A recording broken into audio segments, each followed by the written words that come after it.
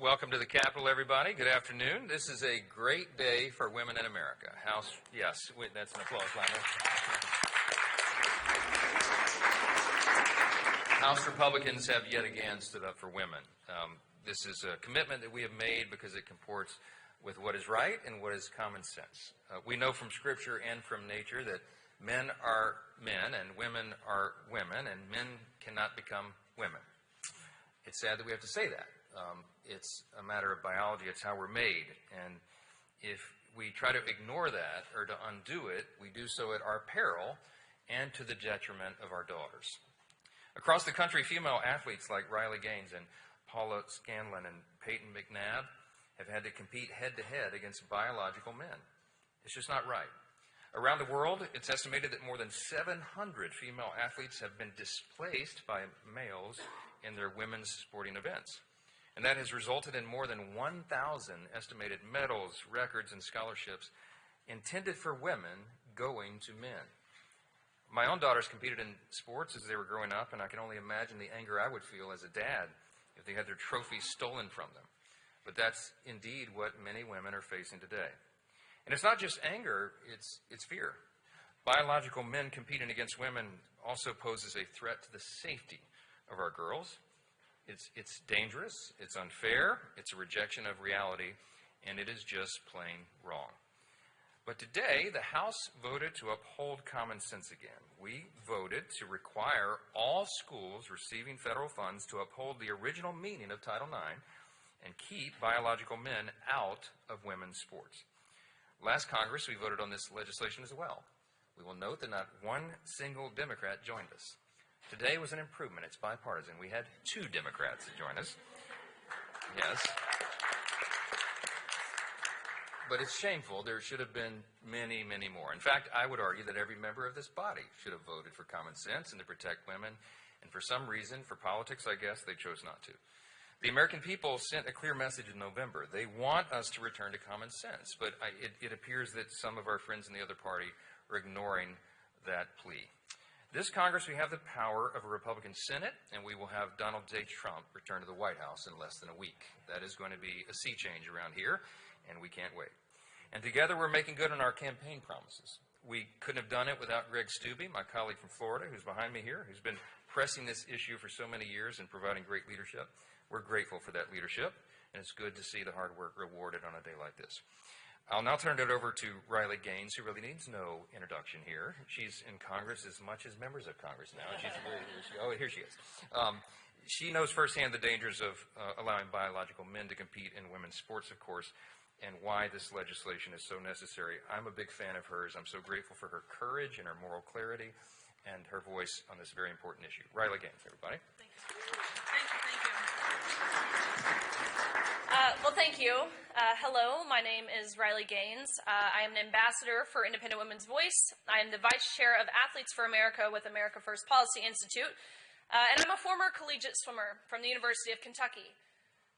First, and let me echo Speaker Johnson's gratitude for the people who stand alongside me, behind me, their leadership on this issue, how they have stood firm, the flack that you all have taken. I know it's not easy, but nonetheless it's necessary, and I would argue that it's urgent. And so I thank you all. And I'm thrilled with the passage of H.R. 28, the Protection of Women and Girls in Sports Act. But truthfully, I'm mad. I'm mad that this is something we have to do. I'm mad that we as women have to beg for equal rights. I'm mad that we have to beg for privacy in areas of undressing. And I'm mad that we have to beg for safety on the court or on the field or walking in the streets at night, for that matter. Here's some of the things. Let's just go through a couple of the things we heard on the House floor today from Democrats. We heard of things like genital exams. We heard that girls will be asked to show what's in their underwear. We heard that they have to show internal and external anatomy, inspections, Taliban-like enforcers, hire predators to peek at girls, on and on and on. Weird fear-mongering about predators. But that's what Democrats do best. If you don't know what they're up to, just look at what they're accusing the right of. There have only been a few girls. Another thing they said, there's only a few girls who have been injured at the hands of a boy. It's such a small percentage. I heard that this bill is a waste of time. And let me tell you the message I received when I heard that is that I'm a waste of time. Girls around the country, just like me, are a waste of time. Your daughters are a waste of time to all House Democrats except the two who voted in favor of the Protection of Women and Girls in Sports Act. But to Speaker Johnson's point, the American people spoke on November 5th. The common sense, everyday Americans who intuitively know that men and women are different. We reject this notion. While I certainly believe people turned out to the polls to embrace Donald Trump, to embrace his cabinet picks, to embrace the America First agenda, more so, truthfully, I believe that people turned out to the polls on November 5th to reject absurdity. And that is entirely and thoroughly what the Democratic Party has become, absurd. Whether it's feeling like you have to refer to Latino individuals as Latinx, believing that men can become women, believing that men can breastfeed, believing that tampons belong in boys' bathrooms, entirely and thoroughly absurd. I'm here today for one reason. Of course, I'm not here to speak on the policy, anything like that. I'm here to debunk every single thing you heard from the House Democrats today. I'm here to tell you that this isn't a hypothetical situation. No, it's reality.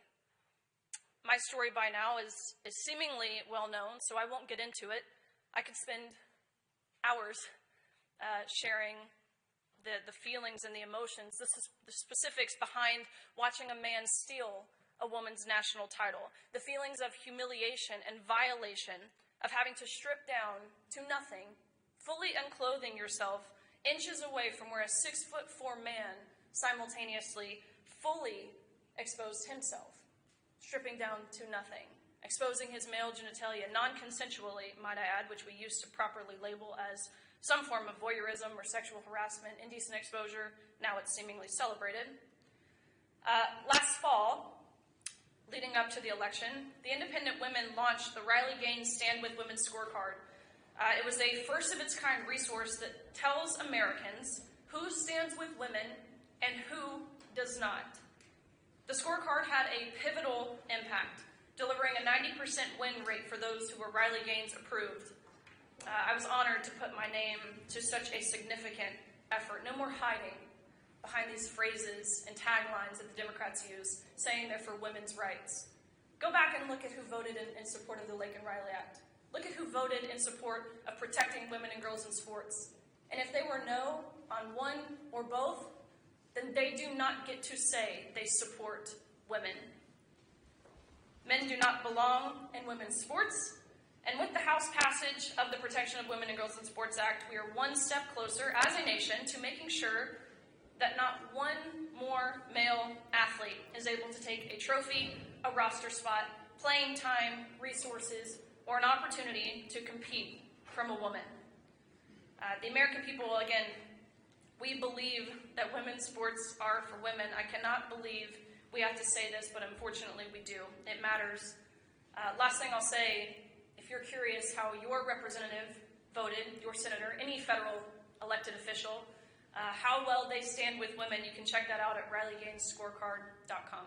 Again, appreciate you guys and appreciate the leadership of the people here standing beside me today. So thank you.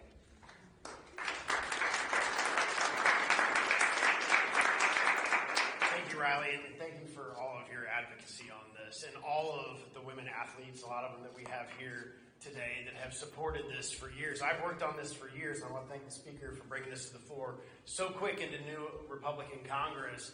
This is the type of thing that even moderate, independent women are appalled that their daughters are actually in locker rooms with biological men. And it polls overwhelmingly popular that we want to have and protect women's sports, yet the Democrats have for years tried to allow biological women to compete in our nation's women's collegiate activities. And they'll say to you, and they said it on the floor in the debate that we just had, this never happens. I had a constituent, Emma Wyan, who was refused a title in a swimming Olympic competition because of a male athlete who used to compete in men's swimming and then decided he wanted to identify as a woman, and he was allowed to do that. Just what Riley said, it's absolutely absurd that we have to actually pass a bill that says only women can be in women's sports. but I've been honored to be a part of the fight. I'm honored that we actually got it done today in a bipartisan fashion. And I call on every senator, and I call on the Senate to, one, quickly bring this bill up for a vote, and for every senator to support this piece of legislation to show that we actually do support and stand with women athletes in our country. Thank you very much, and I'll turn it over to Ms. Miller.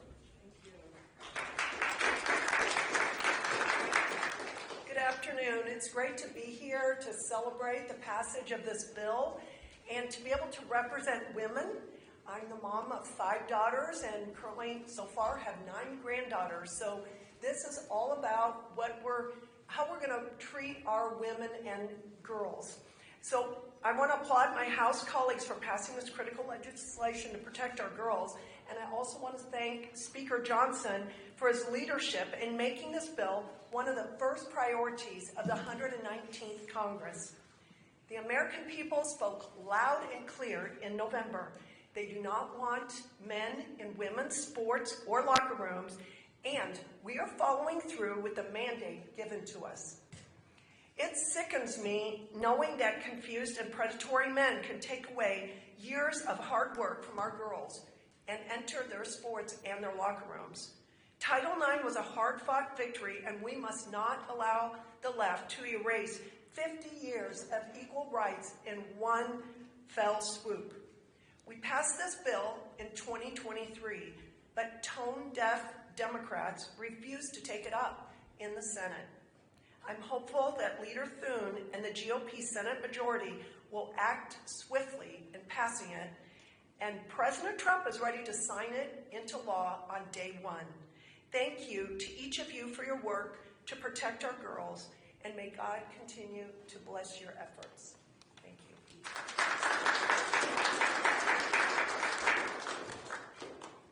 Let's just hear some examples of those that don't exist from the Democrats' perspective. Bloodied, broken, and in tears. Veteran boxer Angela Carini left the ring after just 46 seconds of her Paris Olympic boxing match because, as she noted, she had never been hit so hard in the face as she experienced against the male boxer who grotesquely was allowed to compete in women's competition. Carini, who had won silver medals at the World and European Championships, was subjected to a sanctioned act of violence against her and all women athletes. Anyone who voted against the Protection of American and Girls in Sports Act is sending a message that they approve of women athletes being battered, abused, overpowered, and left broken on the field in which they have worked so hard to compete. But this isn't just about how little those who want men competing in women's sports care about the physical damage being inflicted on women athletes. This is radical movement to allow biological boys to compete against girls. It's all about erasing women entirely.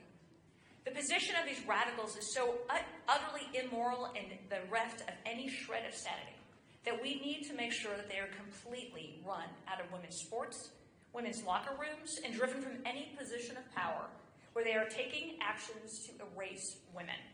I'm proud to stand on the side of sanity, on the side of protecting the dignity of women athletes, and on the side of the American people who are disgusted that we even have to be having this debate. This is a fight that we must and we will win on behalf of our daughters and generations of women athletes to follow. Thank you.